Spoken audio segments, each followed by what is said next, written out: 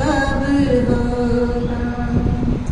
बाह्य भाव से मोड़ गति मन अंतर सन्मुख कब होगा।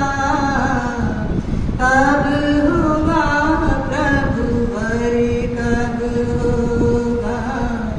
वह दिन मेरा कब होगा। नहीं सताऊं किसी जीव को मन वच काया से भगवन। कभी असत्य न बोलूं चाहे कट जाए मेरी गर्दन। पर धन पत्थर तुल्य मान मर जाऊं भले मैं रहूं निर्धन। ब्रह्मचर्य के धम्म रूप में मेरा विचरण कब होगा। बाह्य भाव से मोड़ गति मन अंतर सन्मुख कब होगा। कब होगा प्रभु वर कब होगा। वह दिन मेरा कब होगा। परिग्रह की मूर्छा से हट कर संतोषामृत पान करूं। दुखियों के दुख भर सक हर कर निज अंतर में आप ढलूं। परोपकार भलाई पर की पर प्रमोद पर प्रेम धरूं। विश्व मैत्री का अविरल झरना मेरे अंतर कब होगा। बाह्य भाव से मोड़ गति मन अंतर सन्मुख कब होगा। कब होगा प्रभु वर कब होगा। वह दिन मेरा कब होगा। सुख सागर अंतर में उछले। सुख सागर अंतर में उमड़े। प्रेम धाराएं नित्य बहे। मेरा आत्म देव मेरे अंतर में तेरा गान कहे। बनो विचक्षण सदा मगन मन मेरे में आप रहे। जलवत कमल कमलवत खौरा ऐसा जीवन कब होगा। बाह्य भाव से मोड़ गति मन अंतर सन्मुख कब होगा। कब होगा प्रभु वर कब।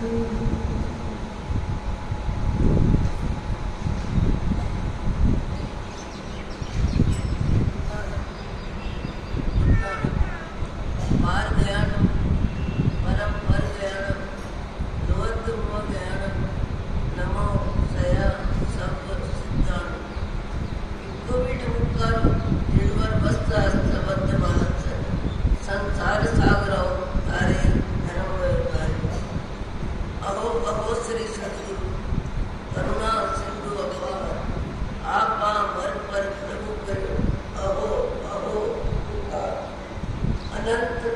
आत्माओं को नमस्कार। शुद्ध आत्म स्वरूप प्राप्ति का लक्ष्य जिनका बन चुका प्रयत्नशील उन सभी साधकों को नमन नमन नमन। प्रभु परमात्मा देवादिदेव भगवान महावीर स्वामी के शासन में राजस्थान की धरती कोटा शहर दादावाड़ी परिसर में आप हम सब सम्मिलित हैं अपने ही चेतन चिदानंद को जागृत करने के लिए। सत्संग और स्वाध्याय के माहौल में बैठने का विशेष रूप से एक ही दृष्टिकोण है कि हम आकृति के मानव प्रकृति से मानव कब बने और प्रकृति के मानव बन के प्रवृत्ति में हमारे मानवता कितनी आवे। एवं मनोर पारे संसारे सायरम में बिंबम में पत्तो अनंत पुत्तो जीवे में पत्त दबे। जीव उसे कहते हैं जो कभी जन्मा नहीं, जीव उसे कहते हैं जो कभी मरेगा नहीं। शरीर परिवर्तन जन्म मरण का क्रम है। एक शरीर में जीव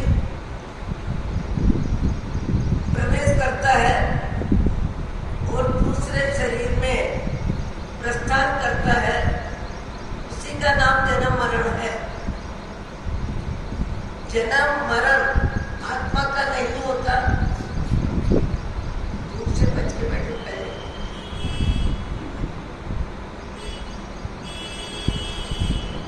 जन्म मरण आत्मा का नहीं होता। आत्मा शाश्वत है, आत्मा अनादि है, आत्मा सदा थी, सदा है, सदा रहेगी। ये आस्था हमारे भाव जगत में होनी चाहिए। शरीर की अपेक्षा जन्म है, शरीर की अपेक्षा मरण है, शरीर की अपेक्षा सुख दुख है। शरीर में जीव रहता है, पर शरीर में रहते हुए जीव जैसे कर्मों का बंध करता है, उन कर्मों का भुगतान होता है। उन भुगतान के समय रात में इसकी विचारधारा में फिर नए कर्म का बंधन करता है। ये क्रम अनंत काल से चल रहा है और कर्म बंधन का मुख्य में मुख्य निमित्त व्यक्ति और वस्तु, व्यक्ति और वस्तु के निमित्त से जीव को राग की उत्पत्ति होती है, द्वेष की उत्पत्ति होती है, मेरेपन का भाव आता है, परायपन का भाव आता है। सब भाव जगत जितना भी है वो बाह्य जगत में है, बाह्य जगत से संबंधित है। और इस बाह्य जगत को जानने के लिए हम सत्संग में बैठते हैं। बाह्य जगत क्या, अंतर जगत क्या? बाह्य जगत सब बाहर बाहर बाहर बाहर की बाहर बाह्य जगत। अंतर जगत, अंतर जगत में जिससे आत्मा की आस्था हो जाती है और आत्मा की आस्था हो जाती है, उसके बाद उसके भाव जगत में बहुत बड़ा परिवर्तन होता है। और जब तक आत्मा में आत्मा की आस्था नहीं होती है, वहां तक व्यक्ति का भाव जगत बाह्य में घूमता है, बाह्य कोई देखता है, बाह्य कोई बदलता है, बाह्य में राजी और नाराज होता है। जैसे एक किसान है और किसान को एक आम फल मिला, अच्छी क्वालिटी का मिला। उसके बाद उसके भाव जगत में विचार आया। विचार क्या आया कि ये आम्र फल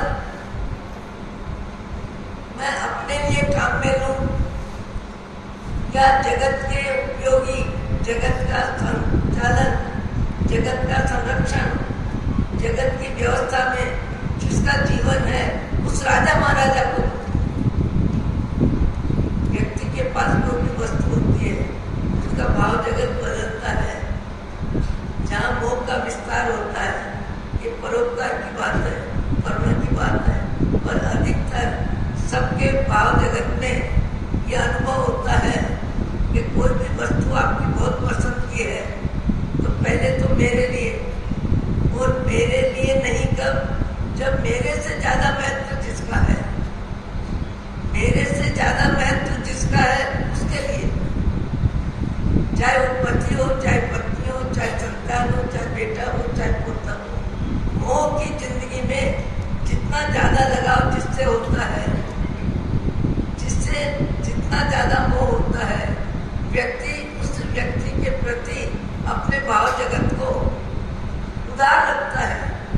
उधार करना नहीं पड़ता, उधार रहता है। उधार होता ही है। उधार किसके प्रति होता है? जिसके प्रति अपनापन का मोह है। ये मेरा है, ये मेरे का घेरा। अनंत काल की यात्रा में हर गति में जीव मेरे का घेरा बनाता है और मेरे के घेरे में जीता है। पशु जगत में भी मेरे का घेरा है, पक्षी जगत में भी है, मनुष्य में भी है, सब जगह मेरे का घेरा रहता है। आज यहाँ जितने भी व्यक्ति बैठे हैं सबको पता है मेरा कौन, मेरा घर, मेरा परिवार, मेरा सामान, मेरा सोना, मेरा चांदी, सबको मालूम है। अपना संसार सबके मस्तिष्क में है।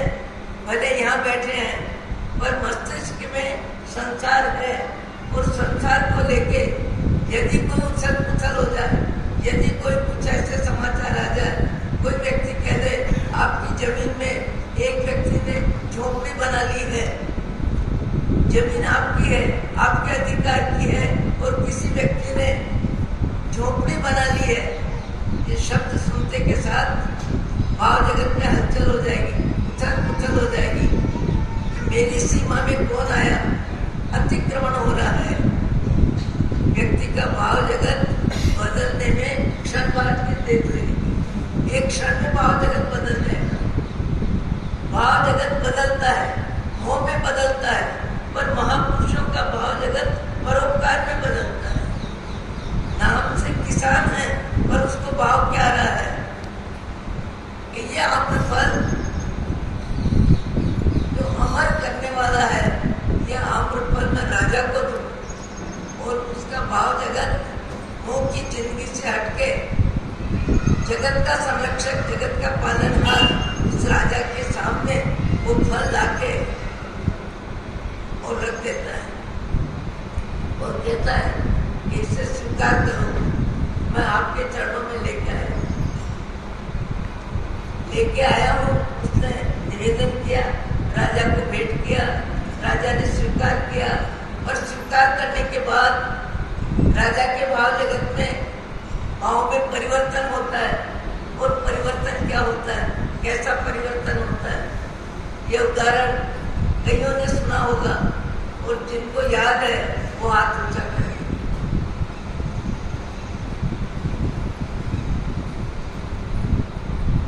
भाव जगत में मोह तुरंत प्रतिक्रिया करता है।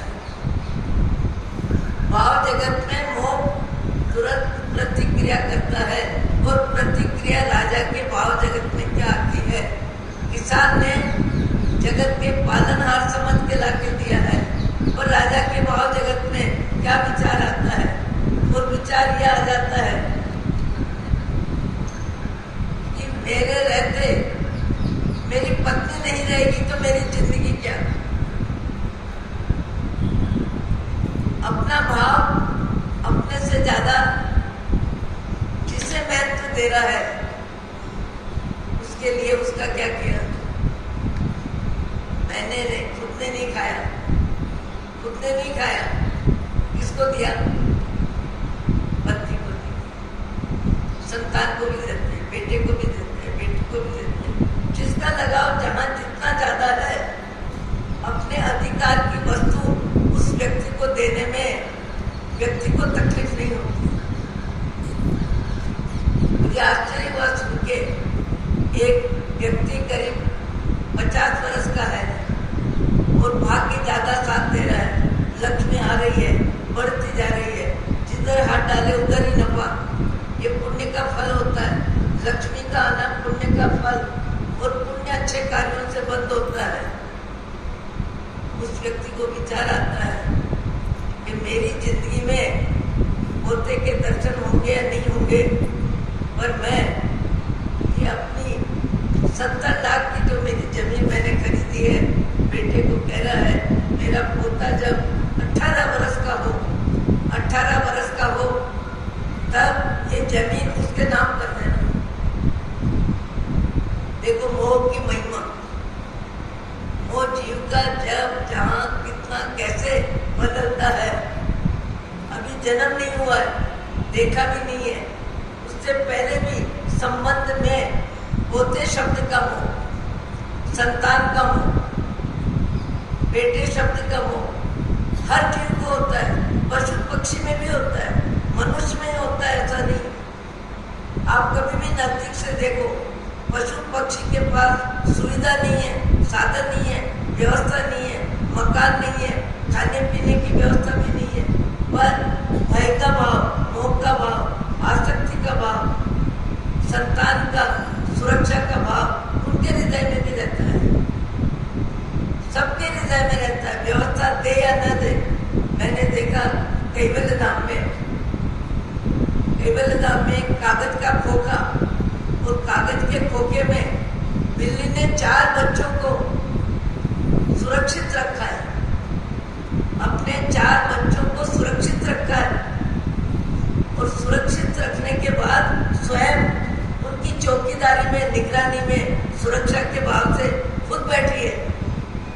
और जैसे कोई व्यक्ति जाता है तो उसकी आंख घूम जाती है।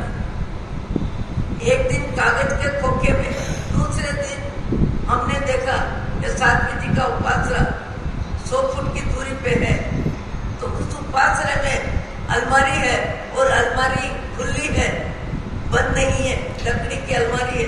दूसरे दिन देखा कि 4 बच्चों को लेके वही बिल्ली वहां बैठी है। अब रात को 4 बच्चों को उठाया, एक एक बच्चे को पहुंचाया, और वहां भी फिर सुरक्षा में बैठी है।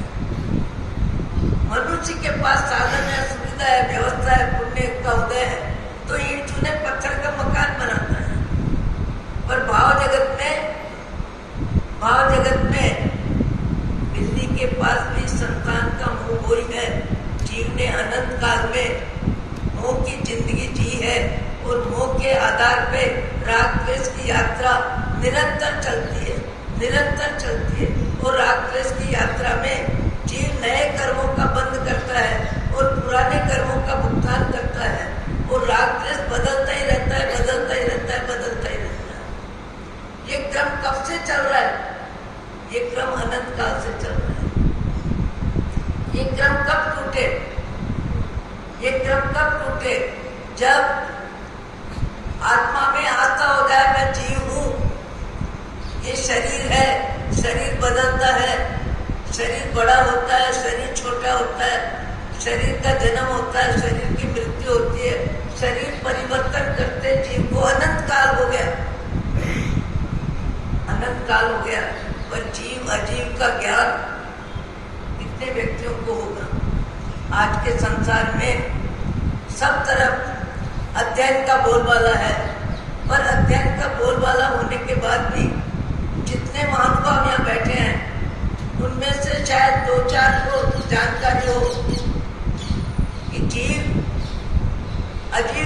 किसे कहना, अजीव किसे कहना, पुण्य किसे कहना, पाप किसे कहना, संवर किसे कहना, निर्जरा किसे कहना, मोक्ष किसे कहना। 14 गुण स्थानक के नाम, 4 गति के नाम, 5 इंद्रियों के नाम, 6 काया के नाम। कोई यदि पूछ लेगा आप जैन दर्शन के अनुयायी हो, जैन दर्शन की हमें जानकारी दो। जैन दर्शन की जानकारी में अधिकतर व्यक्ति अंगूठा छाप है। अंगूठा छाप क्यों है? कि जैन दर्शन जानने में जानकारी बहुत कम है, रुचि नहीं है, और कभी कभी अभी कुछ अध्ययन के क्षेत्र में रुचि आ रही है। जैसे मद्रास से जो परीक्षाएं हो रही है, उसमें भी कई परीक्षाएं दे रहे हैं, और परीक्षा एक ऐसा माध्यम होता है कि जिससे अध्ययन हो जाता है। परीक्षा के माध्यम से पढ़ने में मन लगता है, और पढ़ने में मन लगता है तो जीव को ज्ञान होता है। ज्ञान क्या होता है? आपको यदि जीव का ज्ञान है, अजीव का ज्ञान है, आप कांच के सामने खड़े हैं, कहीं जाने की तैयारी है, और जाने की तैयारी में आपके घर के दूसरे सदस्य तैयार हो रहे हैं, आप तैयार हो गए, आप आईने के सामने खड़े हैं। खड़े होके क्या देख रहे हैं? अपने आप को देख रहे हैं, और देख के क्या देख रहे हैं? मैं कैसी लग रही हूँ? मेरे कपड़े कैसे लग रहे हैं, मेरा चेहरा कैसा लग रहा है। ये बाह्य आत्मा के लक्षण है। बाह्य आत्मा शरीर को ही मैं मानता है, शरीर की सुंदरता को ही अपनी सुंदरता मानता है, और शरीर के पद को ही अपना पद मानता है, और शरीर के वैभव को ही अपना वैभव मानता है। उसके आधार पे अपने मस्तिष्क में अपनी सोच बना लेता है। एक दूसरी बहन खड़ी है पास में, और वो भी आईने में देख रही है। तो परस्पर एक दूसरे को कहते हैं, तुम क्या देख रही हो? बोले, मैं देख रही हूँ मेरे कपड़े कैसे लग रहे हैं, मेरा चेहरा कैसा लग रहा है। तो तुम क्या देख रही हो? बोले, मैं ये देख रही हूँ कि मैं मनुष्य शरीर में हूँ, और मनुष्य शरीर में मेरी आत्मा है। ये जो भी व्यवस्था है ये शरीर की व्यवस्था है, आत्मा की अवस्था नहीं है। आत्मा तो अरूपी है, आत्मा अरूपी है। आत्मा का रंग नहीं, आत्मा का रूप नहीं, आत्मा में गंध नहीं, आत्मा में स्पर्श नहीं। मैं ये देख रही हूँ कि हे जीवाराम, तुम मनुष्य शरीर में आ गए। अब मनुष्य शरीर में आने के बाद तुमको आत्मा का ज्ञान कब होगा? और आत्मा का ज्ञान यदि नहीं होगा तो तुम्हारा जन्म मरण का क्रम कभी खत्म नहीं होगा। और जन्म मरण के क्रम में ये तो मनुष्य भाव की सुविधा व्यवस्था मिली, वैसे ही मिल गई। बहुत पुण्य का उदय है। खाने की सुविधा, पीने की व्यवस्था, पहनने की व्यवस्था, रहने की व्यवस्था। आज मनुष्य के पास जितनी सुविधा व्यवस्था है, पशु गति में कितनी कम व्यवस्था है। और मनुष्य भी लाखों करोड़ों है, मनुष्य भी लाखों करोड़ों है जिनका पुण्य का उदय कम है, जिनके पास साधन सुविधा कम है। हम हमारी आंखों से देखते हैं, हजारों व्यक्ति दिन भर परिश्रम करते हैं, कड़ी धूप में भी परिश्रम करते हैं, रात भी जगते हैं, दिन में भी जगते हैं, और पेट पूर्ति के लिए कोई न कोई माध्यम अपनाते हैं। और कईयों को तो माध्यम आसानी से मिल जाता है, और कईयों को माध्यम परिश्रम करने के बाद भी नहीं मिलता है। मैंने जीवन में ऐसे व्यक्ति भी देखे हैं कि मनुष्य का शरीर है, पर मनुष्य के शरीर में उनके पास कोई सुविधा साधन कुछ नहीं। आपको शायद आश्चर्य होगा, गुरुदेव विचक्षण सिंह जी महाराज के साथ चौमासा था 63 का रतलाम में, एक भिखारी का शव 10-15 भिखारी मिलके ले जा रहे हैं, और पत्तों से ही शव को ढका है। शव को ढकने के लिए कपड़े भी नहीं है, कपड़ा नहीं है, मैंने आंखों से देखा। आपको जो मनुष्य जीवन मिला है वो बहुत ऊंचा है, बहुत क्वालिटी का है, पर ये क्वालिटी की कीमत आना सामान्य बात नहीं है। मोह की जिंदगी की व्यस्तता में व्यक्ति मस्त रहता है। मैंने अपनी जिंदगी में ऐसे ऐसे व्यक्तियों को देखा है जिनके आंसू निकल रहे हैं। रोटी की व्यवस्था, पढ़ाई की व्यवस्था, बीमारी की व्यवस्था में पराधीनता है, और इतनी पराधीनता है कि उनकी जरूरत कैसे पूरी हो। और जिनमें करुणा होती है, जिनमें सेवा भाव होता है, वो व्यवस्था भी देते हैं। अपने से ज्यादा दूसरों की व्यवस्था में अपना तन मन धन का उपयोग करते हैं। पर ऐसे व्यक्ति भी होते हैं जिनको कुछ नहीं मिलता है। मैंने बैतूल से भोपाल के बीच में ऐसे व्यक्ति को देखा, किसी पार्टी में 2 दिन के बाद एक पत्तल है, और पत्तल में चावल के दाने पड़े हैं। पदयात्री को बहुत कुछ अनुभव होता है, पदयात्री का अनुभव बहुत व्यापक होता है। मैंने चलते चलते देखा कि वो व्यक्ति 2 दिन पहले, 1 दिन पहले किसी की पार्टी की पत्थरें पड़ी है, उसमें से चावल के दाने, ऐठे चावल के दाने चुप के खा रहा है। भूख क्या नहीं कहती आदमी से। आज हमारे पास पुण्य का उदय है, तो हमें पसंद नापसंद का चक्कर है।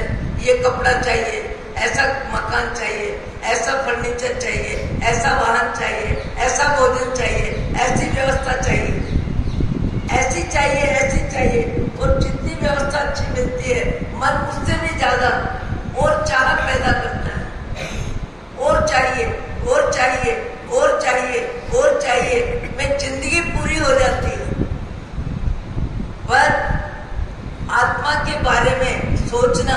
परमात्मा का स्मरण करना, जीव दया के भाव से दूसरों की जरूरत में ज्यादा काम आना, अपने क्रोध मान माया लोभ के व्यवसाय को कम करना, ये भाव जगत जिनका बनता है उन्हीं का बनता है।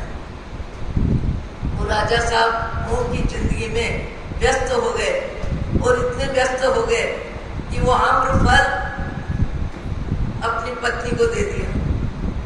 देखो ये भाव जगत है।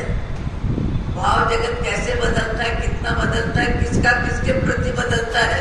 मेरे मन को मैं ही जानूं या जाने तू मेरा राम।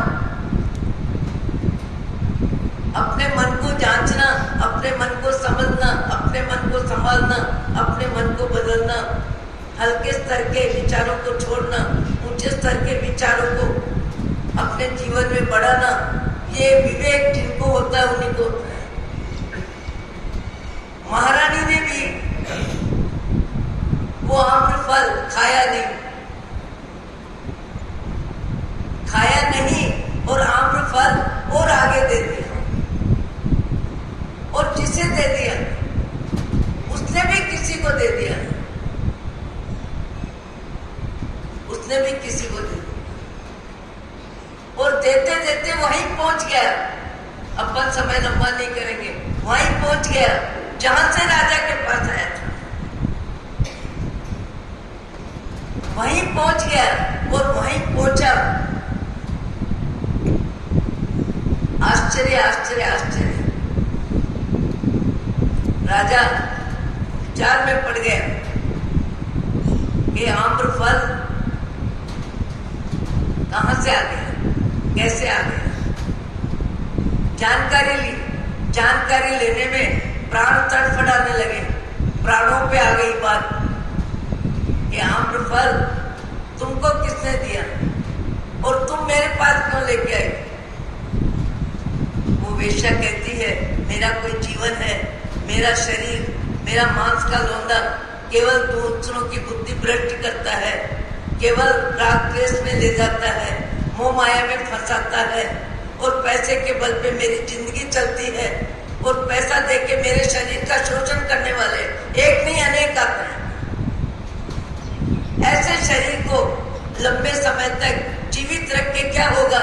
मेरा शरीर शरीर है पर मेरा शरीर कर्म बंधन का निमित्त है, इसमें विवेक कुछ भी नहीं है। इसलिए मैं आपके चरणों में ले बता तेरे पास कहां से आया। कंपन कंपन कंपन। मैं कितनी बार बोलती हूँ और हर व्यक्ति जानता है, पाप को छिपाना और पुण्य को छपाना कौन नहीं जानता। पुण्य को छपाना और पाप को छिपाने में लगभग हर मनुष्य कलाकार होता है। हर मनुष्य कलाकार होता है। वो वेश्या भी घबरा गई कि तेरे को सब अपराध माफ है, बता दे सच। और सच घूमते घूमते कहाँ गया। सच घूमते घूमते कहाँ मावत आया, उसको भी पूछा। फिर उसके बाद महारानी का नंबर भी आया और फिर खुद का नंबर। खुद ने सोचा धिक ताम च तम च मदनम च इमाम च माम च। मैं किसको तक धिक्कार दूं, किससे द्वेष करूं और किससे नाराज हूं और किसकी जिंदगी खत्म करूं। ये वृत्ति सब में है पर ये वृत्ति मेरे में भी है। मेरी वृत्ति तो मेरी पत्नी को महत्व दिया। राजा भर्तृहरि की आंख खुल जाती है, विवेक का दीपक जल जाता है। शरीर शरीर है, आत्मा आत्मा है। ये इंद्रिय विषयों का राग है और ये राग आत्मा को मलिन करता है। भाव उनके भाव जगत में इतना बनता है कि किसी को क्या कहना, सबसे पहले मेरे को मेरे ही भाव जगत को ठीक करना है। जो अपने भाव जगत को ठीक करते हैं उनका भाव जगत दूसरों के प्रति करुणा भाव आता है, दूसरों के प्रति दया भाव आता है, द्वेष नहीं आता, क्रोध नहीं आता और वो विचार अलग ही ढंग का आता है। मैंने अपने जीवन में देखा गुरुवर्य विचक्षण श्री जी महाराज, वो अर्धरात्रि में मैनेजर खूब तेज से चिल्ला रहा है और मालूम पड़ा उन्होंने बुलाया बहन को, और बहन को बुला के खूब शांति से समझाया और समझा के कहा जीवन मर्यादा में होना चाहिए, जीवन सीमा में होना चाहिए, सीमा का अतिक्रमण नहीं होना चाहिए। गुप्त पाप कभी माफ नहीं होता है। भले दुनिया से आप गुप्त रख लो, आत्मा से कैसे गुप्त रखोगे, परमात्मा से कैसे गुप्त रखोगे, उसके कर्म का फल का भुगतान करने में कैसे गुप्त रहेगा। अच्छे व्यक्ति पाप रुचि कम करते हैं, अच्छे व्यक्ति पाप रुचि कम करते हैं, आंख को भी मर्यादा में रखते हैं, आवाज को भी मर्यादा में रखते हैं, हाथ पांव को भी मर्यादा में रखते हैं, और अपने आप को समय मिलने पर शिक्षित करते हैं, अपने आप को ताड़ना करते हैं, ताड़ना करते हैं, अपने आप को कहते हैं क्या कर रहा है, क्यों कर रहा है, क्या देख रहा है, किसको देख रहा है, सब चमड़ा है, सब चमड़ा है, चमड़े से ज्यादा है क्या, क्या देख रहा है, क्यों देख रहा है। सीमा में जी, सीमा में जीना मनुष्यता है, सीमा के बाहर भटकना अमानवीयता है। सीमा में खाना, सीमा में बोलना, सीमा में रहना, सीमा में जीना, मर्यादा में मनुष्य का मनुष्यपना है। और जो मर्यादा से बाहर जाता है वो मनुष्य आकृति का है, प्रकृति में पशुता है, प्रकृति में पशुता है, और अपनी पशुता स्वयं स्वीकार भी नहीं करता है।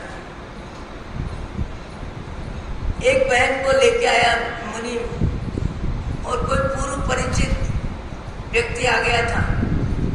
महाराज साहब ने उस बहन को बुलाया, बुला के इतनी आत्मीयता से समझाया, इतनी शांति से समझाया, जैसे कोई माँ बेटी को समझाती है, और किसी को जानकारी न हो ऐसे।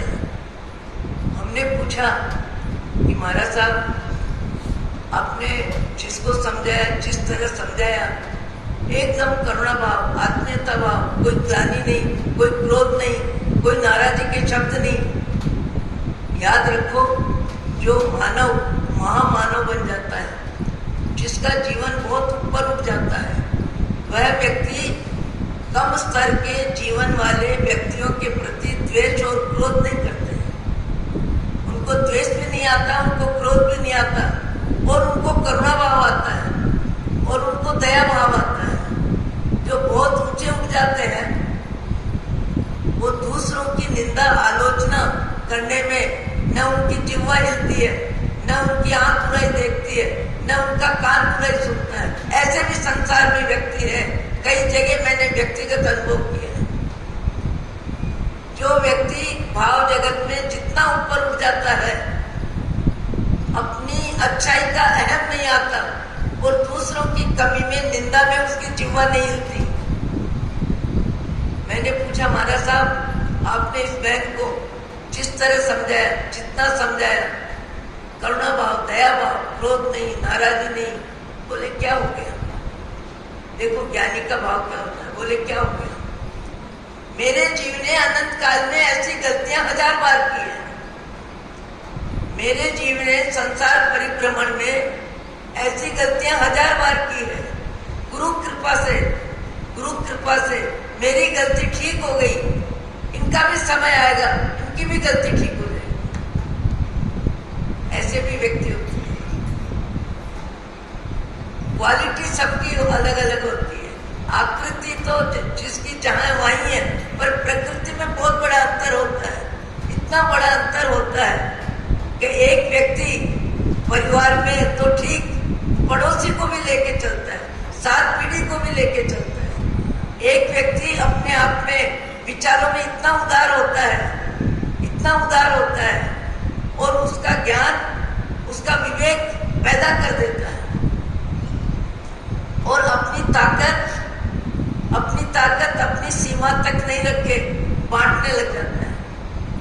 ये मनुष्य का मन है। मनुष्य के मन को समझना भी आसान नहीं है, समझाना भी आसान नहीं है। आप कहोगे महाराज ये बात हम रोज सुनते हैं, भले रोज सुनते हैं, पर 1 घंटे ही सुनते होंगे। चाहे थाने में जाओ, चाहे मंदिर में जाओ, कहीं भी किसी के व्याख्यान में जाओ, अच्छे विचार ही सुनने को मिलेंगे, अच्छी बातें सुनने को मिलेगी। पर ये अच्छी बातें यदि हमारे 23 घंटे में दिनचर्या में, जीवन जीने की व्यवस्था में, कमाने में, खाने में, बोलने में, चलने में, बैठने में, काम में आ जाए तो समझना कि 1 घंटा सार्थक है। यदि ये हमारी योग्यता हमारा विकास कर दे, हमारे भाव जगत को ऊपर उठा दे। आज ऐसे व्यक्ति मिलना संसार में मुश्किल है। नींद लिए बिना रात्रि निकल सकती है, पर निंदा किए बिना दिन नहीं निकलता। निंदा किए बिना दिन नहीं निकलता। कभी किसी न किसी निमित्त से किसी न किसी के बारे में और अपनी अच्छाई बोले बिना भी हमारी जिह्वा मानती नहीं है। किसी न किसी रूप में कैसे भी निमित्त को लेके बात को घुमा के फिरा के समझदारी के साथ, विवेक के साथ मैंने ये अच्छा काम किया, उस अच्छा काम को बचाना आसान नहीं। अच्छा काम जिह्वा का विषय बनता ही है।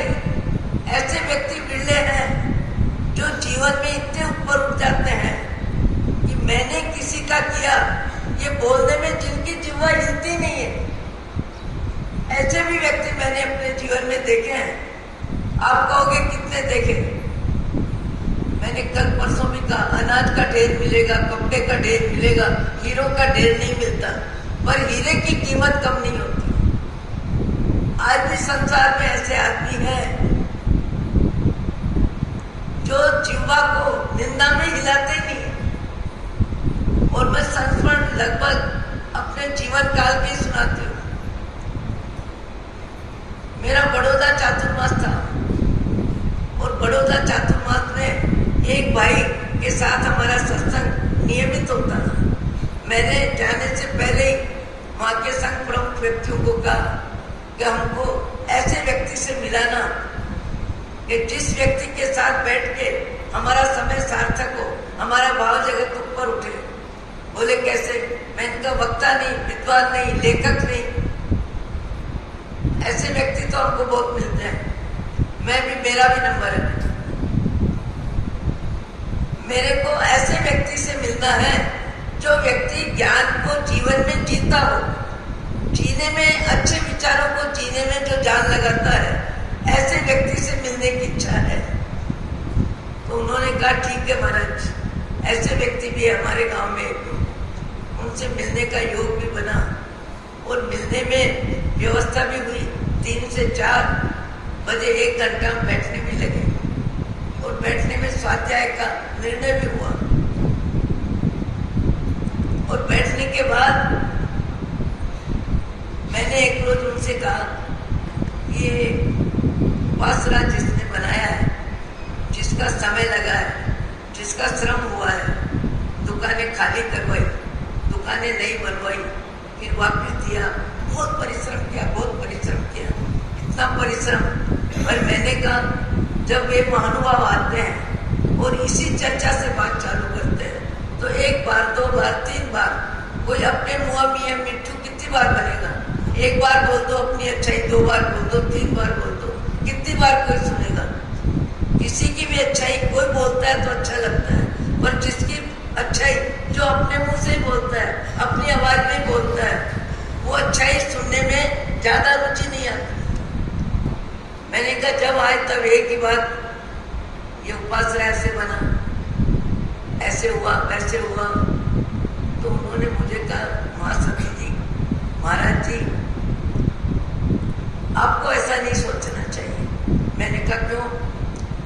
बोलो ये उपासना बना, जितने समय में बना, जिनका तन मन धन लगा आपको बैठने के लिए और मेरे को यहाँ सत्संग में आने के लिए जो सुविधा मिली, जो स्वच्छ वायु का स्थान मिला, हवा प्रकाश मिला, बैठने की सुविधा मिली, आपका क्या योगदान और मेरा क्या योगदान? मैंने कहा सही बात है, मेरा कोई योगदान नहीं। बोले आपका भी योगदान नहीं, मेरा भी योगदान नहीं। तो जब हमारा योगदान नहीं और हमें इतनी सुविधा मिल रही है, इतनी व्यवस्था मिल रही है, इतना अच्छा स्थान मिल रहा है कि हमारा मन सुनने में लग रहा है, बात करने में लग रहा है, स्वाध्याय में लग रहा है, तो ऐसे व्यक्तियों के कार्य के प्रति तो अपने को कृतज्ञता ज्ञापित करनी चाहिए। क्या बोला उन्होंने? ऐसे व्यक्तियों के प्रति तो अपने को कृतज्ञता ज्ञापित करनी चाहिए, उनकी कमी नहीं बतानी चाहिए। मैंने एक बार नहीं, उनको 20 बार देखा। जब कभी कोई इधर उधर की आवाज आवे तो ऐसा मुंह हो जाता है, ऐसा लगता है जैसे इनको नींद आ गई। उनकी जिह्वा हिलती नहीं, उनके कान किसी की निंदा सुनते ही नहीं, रुचि लेते ही नहीं। ऐसा व्यक्ति मैंने अपनी आंखों से देखा और परीक्षा भी हुई। उनकी एक रोज पत्नी आ गई और पत्नी बात अलग ढंग से करने लगी। ये तो घर में रहते हैं, ये तो अपने आप में पढ़ते लिखते रहते हैं, इनको तो वकील थे तब थे, कमा के रख दिया, मैं घर चलाती हूँ, इनको तो कोई घर चलाने का ध्यान नहीं है, इनके बेटे वो सब है, सबकी जवाबदारी मैं निभाती हूँ। महाराज मेरा बेटा कल बम्बई गया, मेरा बेटा कल बम्बई गया और पत्नी से बोल के गया, और माँ घर में है, बाप घर में है, माँ बाप को नहीं बोला, पत्नी को बोल के गया। तो हम बैठे तो हैं, हमको बोल के नहीं जाने का कारण क्या? वो नाराजी में शब्द बोल रही है।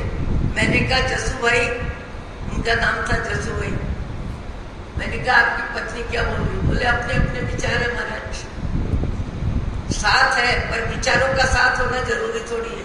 बोले अपने अपने विचार है। मैंने कहा कैसे? बोले मेरा बेटा जानता है कि मैं 9 बजे सोता हूँ, 3 बजे उठ के आराधना करता हूँ, ध्यान करता हूँ, काय संग करता हूँ, जाप करता हूँ। मेरा बेटा समझदार है कि 9 बजे अचानक जाने का योग बना, उसने मेरी निद्रा भंग नहीं करी और जानकारी दे दी। बोले जानकारी पत्नी से मिली तो क्या, और मेरे से मिली तो क्या, और माँ से मिली तो क्या? ये कोई महत्व की बात है क्या? ये कोई महत्व की बात नहीं है। जानकारी होनी चाहिए थी, जानती हो गई। मैंने कहा ये बोले व्यर्थ के विचार है, ये मोह के विचार है, आसक्ति के विचार है, अहम के विचार है, क्लेश के विचार है, इनके विचार ये जाने। फिर एक रोज योग बन गया, उन्हीं के आने का और उन्हीं के बैठने का, बहन का, और फिर वो अपने स्वर में, अपने शब्दों में, अपने भाव की अभिव्यक्ति में, पति के प्रति नाराजी व्यक्त करने में अपने शब्द बोलना चालू कर दिया और कहने लगी महाराज मेरा बेटा फैक्ट्री डाली, साधु से सहयोग लिया, साले से सहयोग लिया, मित्र से सहयोग लिया, बाप को पूछा भी नहीं, बाप को बताया भी नहीं, बाप से जानकारी भी ली नहीं। फिर क्रोध में आवाज निकल रही है। फिर मैंने कहा साधक आत्मा, मैंने उनको कहा साधक आत्मा आप बताओ आपको क्या लगा? अरे महाराज कुछ नहीं, मैं तो बहुत सुखी हूँ, मुझे बहुत आनंद है, मुझे प्रसन्नता है कि मेरे जीते जी मेरे बेटे को मेरी जरूरत नहीं है, इससे ज्यादा मेरे को शांति क्या? मेरे जीते जी मेरे बेटे को मेरी जरूरत नहीं है, मैं कितना निश्चिंत। और उसने मेरी बुढ़ापे की मुंडी को हाथ नहीं लगाया, ये भी कितनी अच्छी बात, मेरे को कितना निश्चिंत रखा उसने। तो उसकी योग्यता का मैं सम्मान करूं या मुझे नहीं पूछा, मुझे नहीं पूछा, मुझे नहीं पूछा, मुझे नहीं पूछा, मुझे नहीं पूछा। बोले महाराज ये तो अहंकार है, ये तो मोह है, ये तो आसक्ति है, अपना क्लेश के विचार से और नए कर्म बांध रहे हैं। क्लेश के विचार, अशांति के विचार, तेरे मेरे के विचार, निंदा के विचार, किसने क्या खाया क्या पहना, किसने क्या खाया क्या पहना क्या किया। कल ही मैंने एक वाक्य पढ़ा, श्रीमद राजचंद्र भाई बहुत ऊंचे साधक हो चुके हैं, घणु કરીને आखू ये जगत पर वृत्ति અને પર કથામાં વયું જાય છે। ये गुजराती वाक्य है कि अधिकतर सारा संसार पर की चर्चा और वृत्ति यानी भाव जगत में पर की चर्चा और पर की विचारधारा में सारा संसार जीता है। देखना दूसरों को, बोलना दूसरों को, दूसरों में, अपनी आत्मा के बारे में तो व्यक्ति का ध्यान ही नहीं जाता है।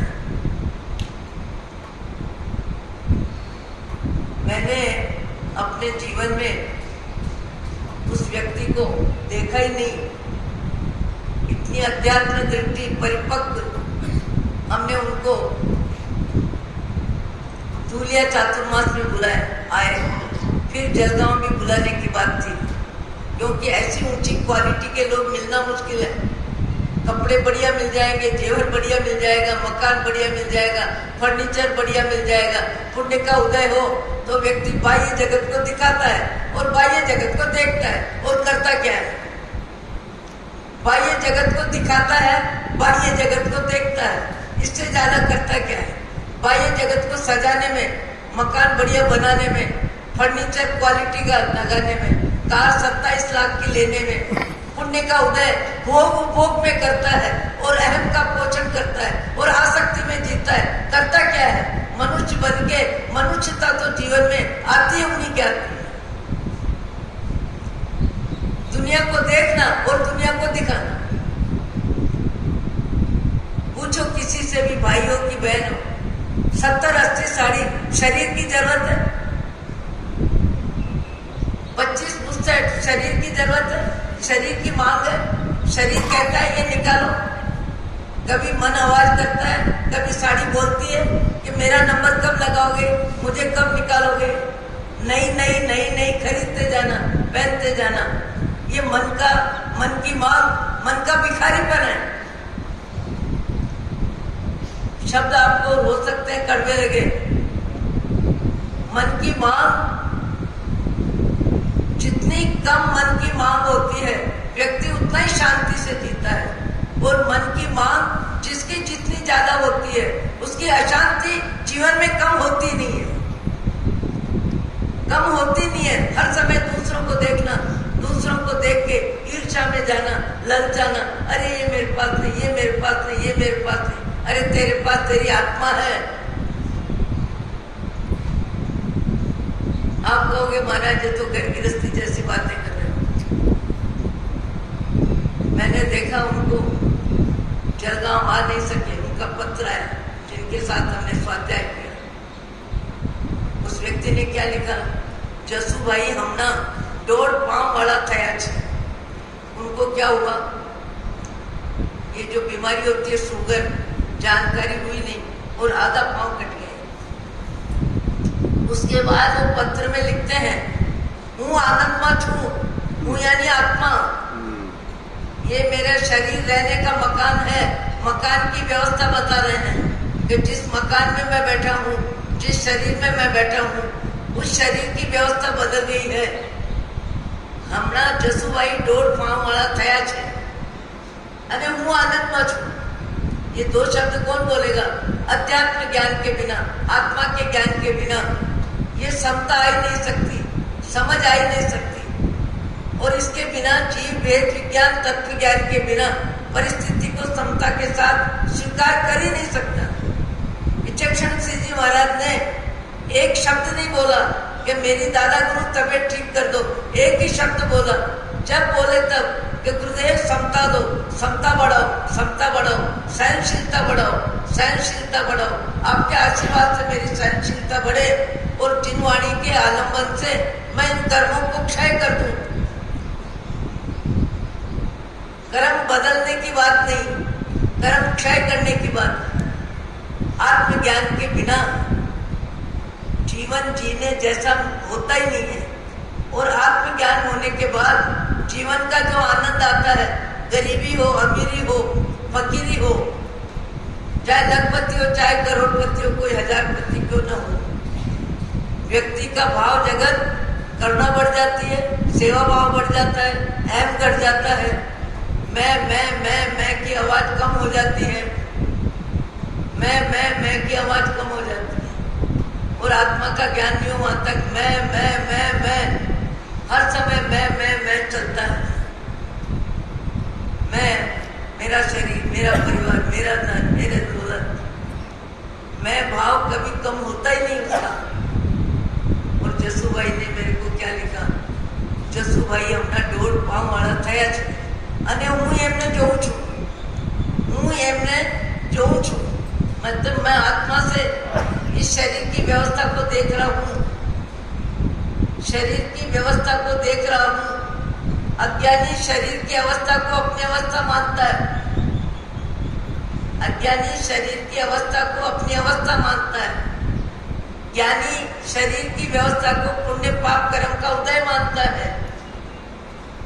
और रोटी कमा के खाने के लिए 15 वर्ष पढ़ाई करती है दुनिया। कौन सी डिग्री ले, कौन सी शिक्षा ले, कैसे ज्यादा में ज्यादा कमावे।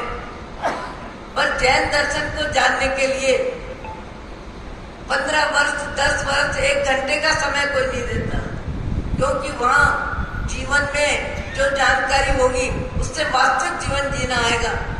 पर दुनिया दुनिया है, दुनिया दुनिया रहेगी, दुनिया बदलने वाली नहीं है। आपका विवेक, आपकी समझ, आपका सत्संग, आपका स्वाध्याय, आपकी परिस्थितियां यदि आपको समझाएगी तो आप सबके बीच जीवन जीने में भी अपने जीवन को ऊपर उठा लोगे। क्षमा भाव आएगा, सहनशीलता आएगी, पर पंचायती में कम रुचि लोगे।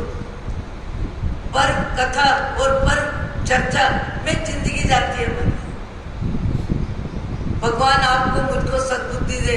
आप कहोगे महाराज क्या बातें करते हो, मुझे तो लगता है इन्हीं बातों में सार है और इन्हीं बातों में समझ आएगी, और जिसको समझ आएगी उसका कल्याण है। अहो अहो श्री सद्गुरु करुणा सिंधु आपा हमारे पर प्रभु करो। अहो अहो जे स्वरूप समझा बिना पायो दुख अनंत समझावे तेरा देना। श्री सद्गुरु भगवान परम पुरुष प्रभु सद्गुरु परम ज्ञानी सुखदान जीवन आप सदा देह छता जेहनी दशा पर दे देहाती तेरा